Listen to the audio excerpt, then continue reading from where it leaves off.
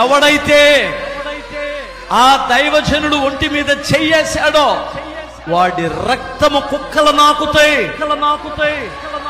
అది నిజముగా మర్డర్ అయితే వాడి రక్తము కుక్కలు నాకుతాయి. మీకు అర్థమవుతుంది? దేవుడితో పెట్టుకోవద్దు, దేవుడితో పెట్టుకోవద్దు. దేవుడు సర్వశక్తి గల దేవుడు. నేను నిజంగా అంటాను, ఆయన రక్తం చిందించిన ఈ రాష్ట్రంలో లక్షల మంది సేవకులు పడతారు, లక్షల మంది యవనస్తులు లేస్తారు.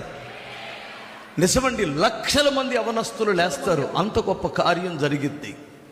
అందుకని మనం అంత గొప్ప దైవ సేవకుని కోల్పోయినందుకు బాధాకరమే కానీ దేవుని పని మాత్రం ఈసమంతైనా తగ్గదు, పెరిగిద్ది.